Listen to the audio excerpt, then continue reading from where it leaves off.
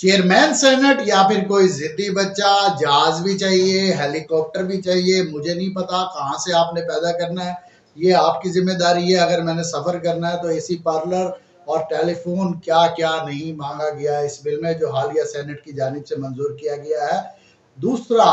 मोहसिन नकवी साहब के जो इस इकदामात हैं पंजाब में, वो जाहिर कर रहे हैं कि आने वाले दिनों में मुस्लिम लीग नून का, ये कहना गलत नहीं होगा कि सफाया करने की पूरी कोशिश की जा रही है। और तीसरा, इमरान खान साहब जो हालिया बयानात दे रहे हैं उसके अंदर ये बात जाहिर हो रही है कि मजीद उनकी परेशानी में आने वाले दिनों में इजाफा हो सकता है। बिस्मिल्लाहिर्रहमानिर्रहीम, अस्सलाम वालेकुम। आप देख रहे हैं एन बिल इंफोटेनमेंट और मैं हूं आपको होस्ट नदीम हैदर। इस वक्त पूरे मुल्क के अंदर महंगाई का रोना है और मईशत की बातें हो रही हैं। हालिया एक बिल सेनेट से मंजूर किया गया है जिसके अंदर ये कहा गया है कि चेयरमैन सेनेट साहब को बहुत ज्यादा मराद की जरूरत है। वो इससे पहले जो जिंदगी गुजार रहे हैं वो बड़ी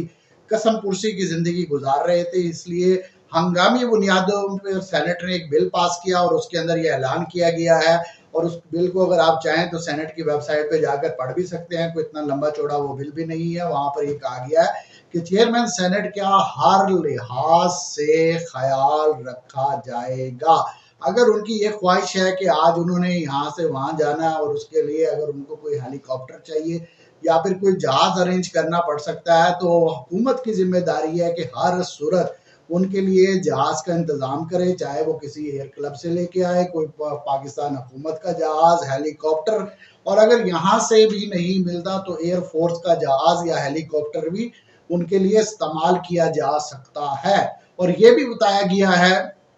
कि अगर दौरान परवाज उन कोई जहाज को हादसा पेश आ जाता है, हेलीकॉप्टर को हादसा पेश आ जाता है, तो चेयरमैन सेनेट और उनके साथ जितने भी अफराद मौजूद होंगे तो उनकी हलाकत की सूरत में 10 मिलियन रुपीस यानी 1-1 करोड़ रुपए हुकूमत को हर्जाना अदा करना होगा। लिहाजा चेयरमैन सेनेट का अगर कोई जहाज वगैरह गुजर रहा है तो आपने कोई इस तरह की हरकत नहीं करनी जिससे जहाज को खुदा ना खास्ता कोई नुकसान पहुंचे, यानी कि जिंदा हाथी लाख था और मरा हुआ 1.25 लाख था। इसी तरह उनके लिए ताहयात 12 अफराद जो मुलाजमीन होंगे वो उनके साथ रहेंगे और उसके साथ तकरीबन 10 के करीब सिक्योरिटी फोर्सेस के एहलकार, जिनके अंदर पुलिस भी हो सकती है, रेंजर्स भी हो सकती है, सीक्रेट फोर्सेस के भी एहलकार हो सकते हैं। उनकी जो रिहाइश जो भी होगी वहां पर अपनी खिदमात सरअंजाम देते रहेंगे। ये कहना गलत नहीं है कि चेयरमैन सेनेट हमारे मुल्क का एक बहुत बड़ा ओहदा है और वहां पर जो शख्स भी बैठा है, जाहिर बात है मराद तो उसको देनी है। लेकिन ये एक ऐसे वक्त में ये बिल सामने आया है कि एक तरफ तो हम ये रोना रो रहे हैं कि हमें आईएमएफ से भी इमदाद चाहिए और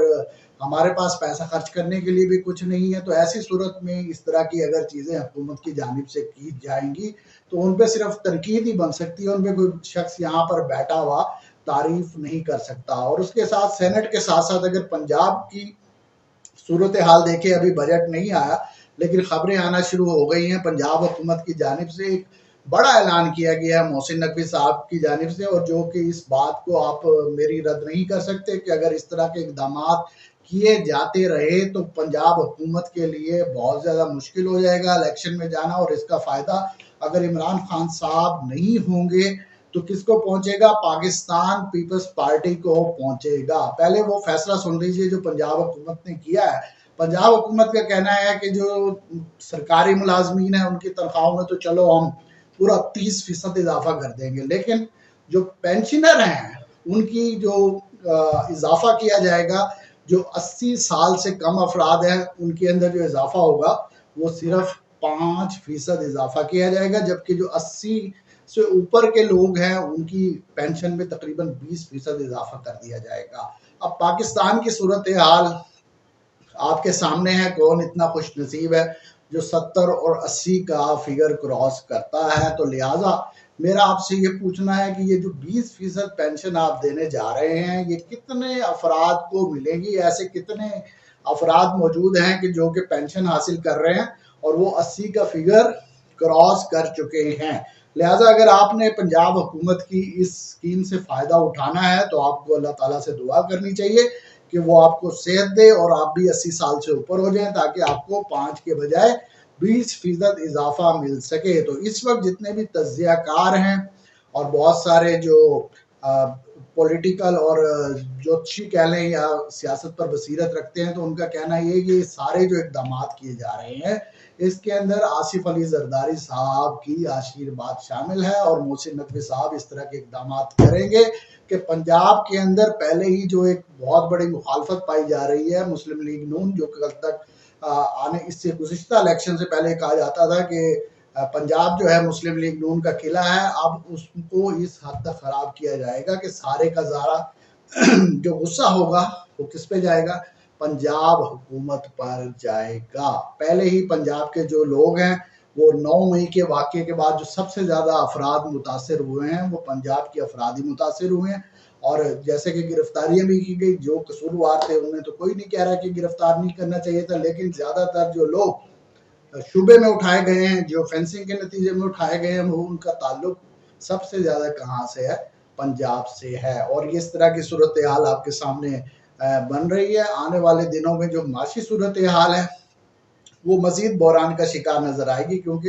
इमरान खान साहब जो कि आप जैसे कि जानते हैं कि उनका अगर आप उनको माइनस भी कर दें, जो उनकी गुफ्तगू है, जो उनकी बातें हैं, ना सिर्फ इंटरनेशनल मीडिया इंटरनेशनल लोग सुनते हैं कि बल्कि पाकिस्तान की एक बड़ी तादाद आज भी जैसे वो अपना खिताब करके हटते हैं तो देखें आप कि कितने लोग होते हैं जिन्होंने उनका खिताब सुना है। वो बार बार ये कह रहे हैं कि आने वाले दिनों में इनसे मईशियत नहीं संभाली जाएगी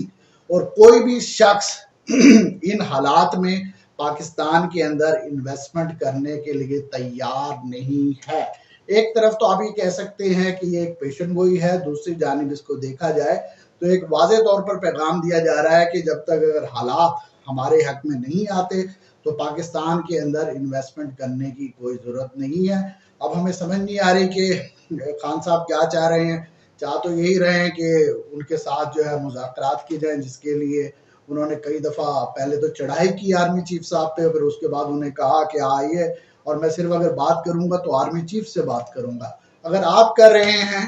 कि अगर मैं बात करूंगा आर्मी चीफ से बात करूंगा तो ये क्या आपके पास दीगर ऑप्शन मौजूद थे? किसी ने आपको कहा कि हुकूमत की जानिब से कि हम आपसे बातचीत करने के लिए तैयार हैं?